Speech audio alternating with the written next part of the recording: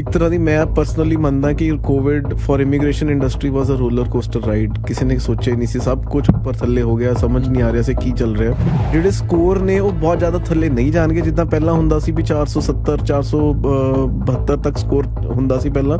ਕੁਝ ਲੋਕਾਂ ਵਾਸਤੇ ਤੇ ਇਹ ਬੜੀ ਖਤਰੇ ਦੀ ਘੰਟੀ ਹੋ ਸਕਦੀ ਹੈ, ਕਿਉਂਕਿ ਜਿਨ੍ਹਾਂ ਦਾ ਸਕੋਰ ਉੱਥੇ ਨਹੀਂ ਪਹੁੰਚਣਾ ਉਹਨਾਂ ਲਈ ਫਿਰ ਕੀ ਰਸਤੇ ਬਚ ਜਾਣਗੇ। ਤੇ ਮਿਨਿਸਟਰ ਨੇ ਇਸ਼ਾਰਾ ਕੀਤਾ ਕਿ ਨਵਾਂ ਪ੍ਰੋਗਰਾਮ ਵੀ ਲਾਂਚ ਕੀਤਾ ਜਾ ਸਕਦਾ। ਤੇ ਇਸ ਪ੍ਰੋਗਰਾਮ ਬਾਰੇ ਕੁਝ ਇਨਫੋਰਮੇਸ਼ਨ ਤੁਹਾਡੇ ਕੋਲ ਹੈ? ਇਹ ਪਹਿਲਾਂ ਵਾਂਗ ਹੀ ਹੋਏਗਾ ਜਾਂ ਕੀ ਸੁਣ ਰਹੇ ਹੋ ਕਿਉਂਕਿ ਤੁਸੀਂ ਤੇ ਇੰਡਸਟਰੀ ਦੇ ਵਿੱਚ? ਪਿਛਲੀ ਵਾਰ ਮੈਂ ਦੇਖ ਰਿਹਾ ਸੀ ਬੱਚੇ ਸਟਰਗਲ ਕਰ ਰਹੇ ਸੀ ਕਿਸੇ ਤਰੀਕੇ ਨਾਲ ਸਾਡੀ ਐਪਲੀਕੇਸ਼ਨ ਲੱਗ ਜਾਏ, ਫਿਰ ਐਕਸਪਲੋਇਟੇਸ਼ਨ ਦਾ ਵੀ ਸ਼ਿਕਾਰ ਹੁੰਦੇ। ਬਿਲਕੁਲ। ਸੋ ਬਿਲ C-19 ਜਿਹੜਾ ਹੈ ਇਮੀਗ੍ਰੇਸ਼ਨ ਇੰਡਸਟਰੀ ਦਾ ਇੱਕ ਗੇਮ ਚੇਂਜਰ ਦੀ ਤਰ੍ਹਾਂ ਮੇਰੇ ਹਿਸਾਬ ਨਾਲ ਜੋ ਮੈਂ ਪਰਸੀਵ ਕਰਦਾ it will be a game changer. ਮੈਂ ਕੱਲ ਇੱਕ ਆਰਟੀਕਲ ਪੜ੍ਹ ਰਿਹਾ ਸੀ ਇੰਡੀਆ ਦੇ ਇੱਕ ਨਿਊਜ਼ਪੇਪਰ ਦੇ ਵਿੱਚ, ਇਕਨੋਮਿਕ ਟਾਈਮਸ ਦੇ ਵਿੱਚ ਆਰਟੀਕਲ ਸੀ। 50% ਦੇ ਕਰੀਬ ਜਿਹੜਾ ਹੈਗਾ ਰਿਫਿਊਜ਼ਲ ਰੇਟ ਹੋ ਗਿਆ।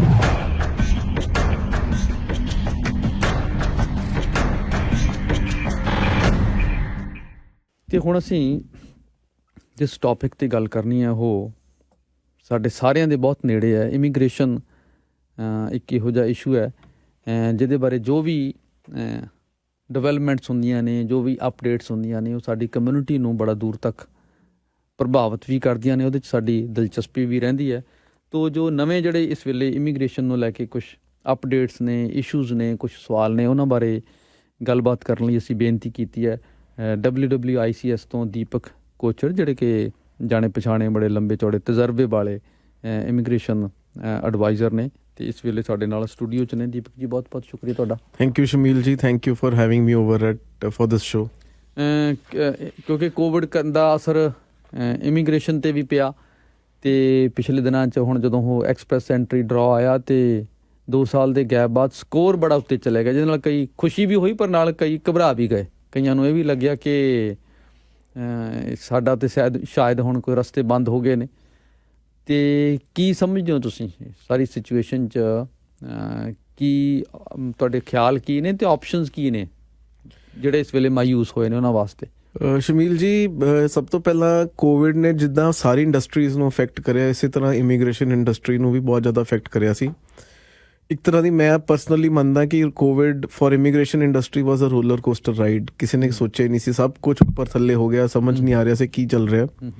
ਐਂਡ ਸਪੈਸ਼ਲੀ ਜਿਹੜੇ ਪ੍ਰੋਫੈਸ਼ਨਲ ਸਕਿਲਡ ਵਰਕਰਸ ਜਾਂ ਹੋਰ ਇਮੀਗ੍ਰੇਸ਼ਨ ਕੈਟੇਗਰੀਜ਼ ਵਾਲੇ ਸੀ, ਦੇ ਵਰ ਗੈਟਿੰਗ ਫਰਸਟ੍ਰੇਟਿਡ ਕਿਉਂਕਿ ਪਿਛਲੇ 1.5-2 ਸਾਲ ਤੋਂ ਕੋਈ ਡਰਾ ਨਹੀਂ ਨਿਕਲ ਰਹੀ ਸੀ। ਰੀਸੈਂਟਲੀ ਵੀ ਜਿਹੜਾ ਤੁਸੀਂ ਦੇਖਿਆ ਹੋਣਾ, ਜਿਹੜੇ ਬੈਕਲੌਗਸ ਦੀ ਡਿਟੇਲ ਆਈ ਹੈ, ਜਿਹੜੇ ਬੈਕਲੌਗ ਆਫ ਇਮੀਗ੍ਰੇਸ਼ਨ ਹੈ ਉਹ ਤਕਰੀਬਨ 2.7 ਮਿਲੀਅਨ ਐਪਲੀਕੇਸ਼ਨ ਜਿਹੜੀਆਂ pending for processing with IRCC ਪਈਆਂ ਨੇ, which is a huge number. But ਉਹਦੇ 'ਚ ਇੱਕ ਪੋਜ਼ੀਟਿਵ ਰੇ ਆਫ ਹੋਪ ਜਿਹੜੀ ਦਿਖੀ ਹੈ, ਜਿਹੜੇ ਐਕਸਪ੍ਰੈਸ ਐਂਟਰੀ, ਜਿਹੜੇ ਸਕਿਲਡ ਵਰਕਰ ਕੈਟੇਗਰੀ, ਉਹਦਾ ਬੈਕਲੌਗ ਘਟਣਾ ਸ਼ੁਰੂ ਹੋ ਗਿਆ। So I think it is almost now at 23,000 ਦੇ ਕਰੀਬ ਸਿਰਫ ਐਪਲੀਕੇਸ਼ਨਸ ਪੈਂਡਿੰਗ ਰਹਿ ਗਈਆਂ ਨੇ, ਜਿਹਦੇ ਕਰਕੇ ਜਿਹੜਾ express Entry program back to track ਆਉਣ ਲੱਗ ਗਿਆ। ਡਰਾ ਸਟਾਰਟ ਹੋ ਗਏ ਨੇ ਐਂਡ ਗਵਰਨਮੈਂਟ ਨੇ ਆਲਰੇਡੀ, ਜਿਹੜੇ ਆਨਰੇਬਲ ਇਮੀਗ੍ਰੇਸ਼ਨ ਮਿਨਿਸਟਰ ਨੇ, ਉਹਨਾਂ ਨੇ ਇਹੀ ਕਿਹਾ ਸੀ ਕਿ ਅਸੀਂ ਗ੍ਰੈਜੂਅਲੀ ਇਹਨੂੰ ਓਪਨ ਅਪ ਕਰਾਂਗੇ। ਜਿਹੜਾ ਪਹਿਲਾ ਡਰਾ ਸੀ ਉਹ 557 ਤੇ ਆਇਆ, ਦੂਜਾ 542 ਤੇ ਆਇਆ। ਗ੍ਰੈਜੂਅਲੀ ਉਹ ਨੰਬਰਸ ਵੀ ਇਨਕਰੀਜ਼ ਕਰ ਰਹੇ ਨੇ। ਪਹਿਲਾਂ 1500 ਇਨਵੀਟੇਸ਼ਨ ਦਿੱਤੇ, ਹੁਣ 1750 ਇਨਵੀਟੇਸ਼ਨ ਦਿੱਤੇ। ਐਂਡ ਮੈਂ ਬਹੁਤ ਜ਼ਿਆਦਾ ਹੋਪਫੁਲ ਹਾਂ ਕਿ ਆਉਣ ਵਾਲੇ ਸਮੇਂ ਦੇ ਵਿੱਚ ਜਿਹੜਾ ਹੈਗਾ, they are already committed that they will bring it back to the old numbers. And with this thing coming, ਜਿਹੜਾ ਐਕਸਪ੍ਰੈਸ ਐਂਟਰੀ ਸ਼ੁਰੂ ਹੋਣ ਦੇ ਨਾਲ ਜਿਹੜੇ ਪਿਛਲੇ ਬੈਕਲੌਗ ਜਿੱਦਾਂ ਕਲੀਅਰ ਹੁੰਦੇ ਜਾ ਰਹੇ ਨੇ, ਆਈ ਐਮ ਪ੍ਰੀਟੀ ਹੋਪਫੁਲ। ਜਿੱਦਾਂ ਪਹਿਲਾਂ 4,000 4,500 ਐਪਲੀਕੇਸ਼ਨਸ ਦੇ ਬਾਈ ਵੀਕਲੀ ਡਰਾ ਨਿਕਲਦੇ ਸੀ, ਉਹ ਨਿਕਲਣਗੇ। ਟਾਈਮ ਲੱਗੇਗਾ ਕਿਉਂਕਿ ਐਪਲੀਕੇਸ਼ਨ ਪੂਲ ਦੇ ਵਿੱਚ ਆਲਰੇਡੀ ਬਹੁਤ ਜ਼ਿਆਦਾ ਪਈ ਹੈ। ਜਿਹੜੇ ਸਕੋਰ ਨੇ ਉਹ ਬਹੁਤ ਜ਼ਿਆਦਾ ਥੱਲੇ ਨਹੀਂ ਜਾਣਗੇ, ਜਿੱਦਾਂ ਪਹਿਲਾਂ ਹੁੰਦਾ ਸੀ ਵੀ 470 472 ਤੱਕ ਸਕੋਰ ਹੁੰਦਾ ਸੀ ਪਹਿਲਾਂ। ਉਸ ਲੈਵਲ ਤੱਕ ਆਉਣ ਨੂੰ ਹਲੇ ਟਾਈਮ ਲੱਗੇਗਾ, ਬਟ ਅਗਲੇ 5-6 ਮਹੀਨੇ ਦੇ ਵਿੱਚ ਮੈਨੂੰ ਲੱਗਦਾ ਹੈ ਕਿ 500 ਤੋਂ ਥੱਲੇ ਸਕੋਰ ਜਾਣਾ ਚਾਹੀਦਾ। This is my personal opinion. ਪਰ ਇਹ ਕੁਝ ਲੋਕਾਂ ਵਾਸਤੇ ਤੇ ਇਹ ਬੜੀ ਖਤਰੇ ਦੀ ਘੰਟੀ ਹੋ ਸਕਦੀ ਹੈ, ਕਿਉਂਕਿ ਜਿਨ੍ਹਾਂ ਦਾ ਸਕੋਰ ਉੱਥੇ ਨਹੀਂ ਪਹੁੰਚਣਾ ਉਹਨਾਂ ਲਈ ਫਿਰ ਕੀ ਰਸਤੇ ਬਚ ਜਾਣਗੇ? ਦੇਖੋ ਜੀ, ਕੈਨੇਡਾ ਇਮੀਗ੍ਰੇਸ਼ਨ ਇੱਕ ਬਹੁਤ ਵਾਸਟ ਸਬਜੈਕਟ ਹੈ। ਸੋ ਪਰਸਨਲੀ ਸਪੀਕਿੰਗ, ਜੇ ਕੈਨੇਡਾ ਦੀ PR ਲੈਣੀ ਹੈ, ਜੇ ਤੁਸੀਂ ਇਨ ਡੈਪਥ ਜਿਹੜਾ ਇਹਨੂੰ ਸਟੱਡੀ ਕਰਦੇ ਹੋ, ਤਾਂ ਤਕਰੀਬਨ 100 ਤੋਂ ਉੱਪਰ ਪ੍ਰੋਗਰਾਮਸ ਹੋਣੇ ਜਿਹਦੇ ਥਰੂ ਬੰਦਾ PR ਲੈ ਸਕਦਾ। ਸੋ ਕਈ ਲੋਕੀ ਕਹਿੰਦੇ ਇੱਕ ਬੜਾ ਲਿਮਿਟਿਡ ਜਿਹਾ ਆਪਣੇ ਅਪਰੋਚ ਲੈਂਦੇ ਕਿ ਮੈਂ express entry federal skilled worker ਦੇ ਥਰੂ ਹੀ PR ਲੈਣੀ। That is one of the options. But ਉਸ ਤੋਂ ਇਲਾਵਾ ਬਹੁਤ ਹੋਰ ਤਰੀਕੇ ਨੇ ਜਿਹਦੇ ਥਰੂ ਇੱਕ ਇੰਡੀਵਿਜੂਅਲ ਆਪਣੀ PR ਲੈ ਸਕਦਾ, ਆ ਕੇ ਸੈਟਲ ਹੋ ਸਕਦਾ। ਮੈਂ ਕੁਛ ਬਰੋਡਰ ਤੁਹਾਨੂੰ ਜਿਹੜੇ ਪ੍ਰੋਗਰਾਮਸ ਦੇ ਬਾਰੇ ਸ਼ੇਅਰ ਕਰ ਲੈਣਾ, ਜਿਹੜੇ ਲਿਸਨਰਸ ਦੇ ਨਾਲ, PNP ਆਪਸ਼ਨਸ ਜਿਹੜੇ ਨੇ, ਜਿਹੜੇ ਪ੍ਰੋਵਿੰਸ਼ੀਅਲ ਨੋਮੀਨੀ ਪ੍ਰੋਗਰਾਮਸ ਨੇ, ਫੈਡਰਲ ਗਵਰਨਮੈਂਟ ਨੇ ਇੱਕ ਬਹੁਤ ਵੱਡੀ ਰਿਸਪੌਂਸਿਬਿਲਿਟੀ ਡਾਊਨਲੋਡ ਕੀਤੀ ਹੋਈ ਹੈ ਪ੍ਰੋਵਿੰਸਿਸ ਦੇ ਨਾਲ, that they can choose and select their own immigrants. ਉਹ ਆਪਣੇ ਪ੍ਰੋਸਪੈਕਟਿਵ ਇਮੀਗ੍ਰੈਂਟਸ ਨੂੰ ਚੂਜ਼ ਕਰ ਸਕਦੇ, ਆਪਣੇ ਨੋਮੀਨੇਸ਼ਨਸ ਦੇ ਸਕਦੇ ਆ। PNP ਪ੍ਰੋਗਰਾਮ ਦੇ ਅੰਡਰ ਬਹੁਤ ਅੱਛੀ ਆਪਸ਼ਨਸ ਅਵੇਲੇਬਲ ਨੇ। ਲੋਕੀ ਜਿਨ੍ਹਾਂ ਦੇ CRS 300 ਜਾਂ 300 ਤੋਂ ਘੱਟ ਵੀ ਨੇ, ਉਹਨਾਂ ਲਈ ਵੀ PNP ਆਪਸ਼ਨਸ ਅਵੇਲੇਬਲ ਨੇ। ਅਟਲਾਂਟਿਕ ਦੇ ਪ੍ਰੋਵਿੰਸਿਸ ਦੇ ਵਿੱਚ ਜਿਹੜੇ ਪ੍ਰੋਗਰਾਮਸ ਚੱਲ ਰਹੇ ਨੇ, ਜਿਹੜੇ ਪਾਇਲਟ ਪ੍ਰੋਗਰਾਮ ਰਨ ਕਰ ਰਹੇ ਸੀ, ਉਹਨਾਂ ਨੂੰ ਹੁਣ ਰੈਗੂਲਰਾਈਜ਼ ਕਰਤਾ ਉਹਨਾਂ ਨੇ। ਉਹਦੇ ਅੰਡਰ ਜਿਹੜੇ ਲੋ CRS, ਲੋ ਆਇਲਸ ਬੈਂਡ ਵਾਲੇ ਲੋਕ ਜਿਹੜੇ ਨੇ PR ਲੈ ਸਕਦੇ ਨੇ। ਉਸ ਤੋਂ ਇਲਾਵਾ ਜਿਹੜੇ ਇੰਟਰਸਟਿਡ, ਜਿਹੜੇ ਚਾਹਵਾਨ ਨੇ ਲੋਕ ਕੈਨੇਡਾ ਆਉਣਾ ਚਾਹੁੰਦੇ ਨੇ, ਉਹ as a temporary foreign worker ਆ ਸਕਦੇ ਨੇ ਜੇ ਥੋੜਾ ਐਫਰਟ ਕਰਨ, if they look for a good job. ਜਿਹੜੇ EMPLOYERS ਉਹਨਾਂ ਨੂੰ ਰੈਡੀ ਨੇ ਇੱਥੇ ਹਾਇਰ ਕਰਨ ਲਈ, ਉਹ ਇੱਕ job offer with LMIA support ਲੈ ਕੇ ਜਿਹੜੇ ਕੈਨੇਡਾ ਦੇ ਵਿੱਚ ਐਜ਼ ਅ ਫੋਰਨ ਵਰਕਰ ਆ ਕੇ ਕੰਮ ਕਰ ਸਕਦੇ ਨੇ ਐਂਡ ਗ੍ਰੈਜੂਅਲੀ PR ਲੈ ਸਕਦੇ ਨੇ। ਐਂਡ ਉਸ ਤੋਂ ਅਪਾਰਟ ਫਰਮ ਦੈਟ ਇੱਕ ਬਹੁਤ ਅੱਛੀ ਪਾਥਵੇ, ਜਿਹੜਾ ਮੈਂ ਪਰਸਨਲੀ ਫੀਲ ਕਰਦਾ ਬਹੁਤ ਅੱਛਾ ਪਾਥਵੇ ਹੈ to come as an international student. As an international student ਜੇ ਕੋਈ ਯੰਗ ਪ੍ਰੋਫੈਸ਼ਨਲ ਵੀ ਹੈਗਾ ਜਿਹਨੂੰ ਬਹੁਤ ਜ਼ਿਆਦਾ ਆਪਣੀ ਸਟੱਡੀ ਨੂੰ ਛੱਡੇ ਬਹੁਤ ਗੈਪ ਨਹੀਂ, and they are ready and they are willing to upgrade their education, ਉਹਨਾਂ ਲਈ ਬਹੁਤ ਅੱਛੀ ਓਪਰਚੁਨਿਟੀ ਹੈ ਕਿ ਉਹ ਇੱਥੇ ਆ ਕੇ ਸਟੱਡੀ ਕਰਨ। ਗਵਰਨਮੈਂਟ ਨੇ ਇੰਨਾ ਵਧੀਆ, ਮੇਰੇ ਖਿਆਲ ਕੈਨੇਡਾ ਗਵਰਨਮੈਂਟ ਤੋਂ ਵਧੀਆ transition pathway for international student ਕਿਸੇ ਹੋਰ ਕੰਟਰੀ ਕੋਲ ਨਹੀਂ ਹੈ। ਬੱਚੇ ਇੱਥੇ ਆ ਕੇ ਪੜ੍ਹ ਸਕਦੇ ਨੇ, ਪ੍ਰੋਫੈਸ਼ਨਲਸ ਇੱਥੇ ਆ ਕੇ ਆਪਣੀ ਸਟੱਡੀ ਅਪਗ੍ਰੇਡ ਕਰ ਸਕਦੇ ਨੇ। ਸਟੱਡੀ ਕਰਨ ਤੋਂ ਬਾਅਦ ਉਹਨਾਂ ਕੋਲ ਆਪਸ਼ਨ ਹੈਗੀ ਹੈ ਟੂ ਗੈਟ ਅ ਜਿਹੜਾ ਪੋਸਟ ਗ੍ਰੈਜੂਏਟ ਵਰਕ ਪਰਮਿਟ, ਇੱਥੇ ਕੰਮ ਕਰਨ and after gaining Canadian experience ਉਹਨਾਂ ਕੋਲ PR ਲੈਣ ਦੇ ਬਹੁਤ ਸਾਰੇ ਆਪਸ਼ਨਸ ਖੁੱਲ ਜਾਂਦੇ। ਸੋ ਮਲਟੀਪਲ ਪਾਥਵੇਜ਼ ਨੇ। ਪਰਸਨ ਸ਼ੁੱਡ ਨਾਟ ਗੈਟ ਡਿਸਹਾਰਟਨਡ ਜੇ ਉਹਦਾ CRS ਲੋ ਹੈ। ਪ੍ਰੋਵਿੰਸ਼ੀਅਲ ਨੋਮੀਨੀ ਪ੍ਰੋਗਰਾਮਸ ਇੱਕ ਆਪਸ਼ਨ ਹੈ, ਫੋਰਨ ਵਰਕਰ ਦੇ ਤੌਰ ਤੇ ਇੱਥੇ ਆ ਕੇ ਕੰਮ ਕਰਕੇ ਫਿਰ PR ਲੈ ਸਕਦੇ ਨੇ। ਤੀਜੀ ਜਿਹੜੀ ਆਪਸ਼ਨ ਹੈਗੀ ਹੈ, ਐਜ਼ ਇੰਟਰਨੈਸ਼ਨਲ ਸਟੂਡੈਂਟ ਇੱਥੇ ਆ ਕੇ ਸੈਟਲ ਹੋ ਸਕਦੇ ਨੇ। So these are the major pathways through which a person can get PR। ਕਿਹਨਾਂ ਦਾ ਵੀ ਜ਼ਿਕਰ ਕੀਤਾ ਜਾਂਦਾ ਹੈ, ਟੈਕ, PNP ਸਟਰੀਮਸ, ਇਹਨਾਂ ਬਾਰੇ ਥੋੜਾ ਦੱਸੋਗੇ? ਜਿਹੜੇ ਕੈਨੇਡੀਅਨ ਗਵਰਨਮੈਂਟ ਹੈ ਜਾਂ ਕੈਨੇਡੀਅਨ ਜੌਬ ਮਾਰਕੀਟ ਹੈ, ਉਹ ਟੈਕ ਡਰਿਵਨ ਹੈ। ਸੋ ਸਭ ਤੋਂ ਜ਼ਿਆਦਾ ਪ੍ਰੈਫਰੈਂਸ ਅੱਜ ਦੀ ਡੇਟ ਦੇ ਵਿੱਚ ਮੇਰੇ ਹਿਸਾਬ ਦੇ ਨਾਲ ਟੈਕ ਵਰਕਰ, ਜਿਹੜੇ IT ਪ੍ਰੋਫੈਸ਼ਨਲ ਜਾਂ ਟੈਕਨੋਲੋਜੀ ਡਰਿਵਨ ਪ੍ਰੋਫੈਸ਼ਨਲਸ ਨੇ, ਉਹਨਾਂ ਦੀ ਬਹੁਤ ਜ਼ਿਆਦਾ ਡਿਮਾਂਡ ਹੈ। ਤੁਸੀਂ ਕੋਈ ਵੀ ਪ੍ਰੋਵਿੰਸ ਲੈ ਲਓ, ਆਪਣਾ ਪ੍ਰੋਵਿੰਸ ਜਿਹੜਾ ਓਨਟਾਰੀਓ ਦਾ ਪ੍ਰੋਵਿੰਸ ਹੈ, ਇੱਥੇ ਤੁਸੀਂ ਰੈਗੂਲਰਲੀ ਤੁਸੀਂ ਦੇਖਦੇ ਹੋਗੇ ਕਿ ਓਨਟਾਰੀਓ ਦੇ PNP ਡਰਾਜ਼ ਨਿਕਲਦੇ ਨੇ, ਸਪੈਸ਼ਲ ਡਰਾਜ਼ ਨਿਕਲਦੇ ਨੇ ਟੈਕ ਪ੍ਰੋਫੈਸ਼ਨਲਸ ਲਈ। ਲੋ CRS ਜੇ ਕਿਸੇ IT ਪ੍ਰੋਫੈਸ਼ਨਲ ਦਾ ਹੈਗਾ ਤਾਂ ਵੀ ਜਿਹੜੇ ਹਿਊਮਨ ਕੈਪੀਟਲ ਸਟਰੀਮ ਉਹਦੇ ਅੰਡਰ ਉਹਨਾਂ ਨੂੰ ਪਿਕ ਕੀਤਾ ਜਾਂਦਾ ਹੈ। Apart from that British Columbia ਦਾ ਬਹੁਤ ਅੱਛਾ ਇੱਕ ਜਿਹੜਾ ਹੈ ਟੈਕ ਵਰਕਰਸ ਦਾ BC ਟੈਕ ਦਾ ਜਿਹੜਾ ਪ੍ਰੋਗਰਾਮ ਹੈਗਾ, ਬਹੁਤ ਵਧੀਆ ਉਹਦੇ 'ਚ ਡਰਾਜ਼ ਨਿਕਲਦੇ ਨੇ। Every fortnight there is a draw. ਘੱਟ CRS, ਘੱਟ ਰੈਂਕਿੰਗ ਵਾਲੇ ਇੰਡੀਵਿਜੂਅਲਸ ਨੂੰ ਵੀ ਜੇ ਟੈਕ ਪ੍ਰੋਫਾਈਲ ਕਿਸੇ ਦੀ ਹੈਗੀ, ਉਹਨਾਂ ਨੂੰ ਇਨਵਾਈਟ ਕੀਤਾ ਜਾਂਦਾ ਹੈ। ਅਪਾਰਟ ਫਰਮ ਦੈਟ ਅੱਜ ਦੀ ਡੇਟ ਵਿੱਚ ਇੱਕ ਬਹੁਤ ਐਂਟਰਪ੍ਰਾਈਜ਼ਿੰਗ ਪ੍ਰੋਗਰਾਮ ਜਿਹੜਾ ਚੱਲ ਰਿਹਾ, ਅਲਬਰਟਾ ਦਾ ਟੈਕ ਐਕਸਲਰੇਟਡ ਟੈਕ ਪ੍ਰੋਗਰਾਮ ਹੈ। ਕਿਸੇ ਵੀ ਉਹਨਾਂ ਦੇ 38 ਆਕੂਪੇਸ਼ਨਸ ਦੀ ਇੱਕ ਲਿਸਟ ਹੈ। ਜੇ ਤੁਹਾਡਾ ਆਕੂਪੇਸ਼ਨ ਉਹਦੇ 'ਚ ਫਾਲ ਕਰਦਾ ਹੈ and if you have a CRS score of just 300 ਤੁਹਾਡੇ ਪੁਆਇੰਟ ਬਣਦੇ ਨੇ CRS ਰੈਂਕਿੰਗ ਦੇ ਵਿੱਚ। 6 ਬੈਂਡ ਇਨ ਈਚ ਮੋਡਿਊਲ IELTS ਦੀ ਉਹਦੇ 'ਚ ਰਿਕੁਆਇਰਮੈਂਟ ਹੁੰਦੀ ਹੈ। ਜੇ ਤੁਸੀਂ ਮੀਟ ਕਰਦੇ ਹੋ and if you have an EMPLOYER support from ਦੀ ਪ੍ਰੋਵਿੰਸ ਆਫ ਅਲਬਰਟਾ, ਤੁਸੀਂ ਜਿਹੜੀ ਹੈਗੀ ਹੈ tech as a tech worker you can come and land in Canada as a permanent resident. So ਬਹੁਤ ਅੱਛੀ ਆਪਸ਼ਨਸ ਅਵੇਲੇਬਲ ਨੇ। ਇੱਕ ਮਿਨਿਸਟਰ ਨੇ ਪਿਛਲੇ ਦਿਨਾਂ 'ਚ ਇਹ ਤੋਂ ਕਾਫੀ ਫਾਇਦਾ ਹੋਇਆ ਸੀ, ਜਿਹੜਾ TR to PR ਪ੍ਰੋਗਰਾਮ ਹੈ, ਤੇ ਹਜ਼ਾਰਾਂ ਦੀ ਗਿਣਤੀ 'ਚ ਜਿਹੜੇ ਸਟੂਡੈਂਟਸ ਨੇ ਉਹਨਾਂ ਨੂੰ ਇੱਕ ਰਸਤਾ ਮਿਲਿਆ ਸੀ। ਤੇ ਮਿਨਿਸਟਰ ਨੇ ਇਸ਼ਾਰਾ ਕੀਤਾ ਕਿ ਨਵਾਂ ਪ੍ਰੋਗਰਾਮ ਵੀ ਲਾਂਚ ਕੀਤਾ ਜਾ ਸਕਦਾ। ਤੇ ਇਸ ਪ੍ਰੋਗਰਾਮ ਬਾਰੇ ਕੁਝ ਇਨਫੋਰਮੇਸ਼ਨ ਤੁਹਾਡੇ ਕੋਲ ਹੈ? ਇਹ ਪਹਿਲਾਂ ਵਾਂਗ ਹੀ ਹੋਏਗਾ ਜਾਂ ਕੀ ਸੁਣ ਰਹੇ ਹੋ, ਕਿਉਂਕਿ ਤੁਸੀਂ ਤੇ ਇੰਡਸਟਰੀ ਦੇ ਵਿੱਚ? ਸ਼ਮੀਲ ਜੀ, ਹੱਲੇ ਪ੍ਰੋਗਰਾਮ ਦੀ ਡਿਟੇਲਸ ਜਿਹੜੀ ਹੈਗੀ ਅਨਾਊਂਸ ਨਹੀਂ ਹੋਈਆਂ। ਫਾਲ ਆਫ 2022 ਦੇ ਵਿੱਚ ਐਕਸਪੈਕਟਡ ਹੈ ਪ੍ਰੋਗਰਾਮ ਜਿਹੜਾ ਹੈਗਾ ਦੁਬਾਰਾ ਤੋਂ ਲਾਂਚ ਕੀਤਾ ਜਾਏਗਾ। ਜਿਹੜੇ ਇਮੀਗ੍ਰੇਸ਼ਨ ਮਿਨਿਸਟਰ ਨੇ ਵੀ ਕਿਹਾ ਸੀ it will not be identical to what it was ਜਿਹੜਾ ਲਾਸਟ ਟਾਈਮ, ਬਟ ਉਹਦੀ ਹਲੇ ਡਿਟੇਲਸ ਆਉਣੀਆਂ ਜਿਹੜੀ ਹੈ, it is yet to get ਅਨਾਊਂਸਡ।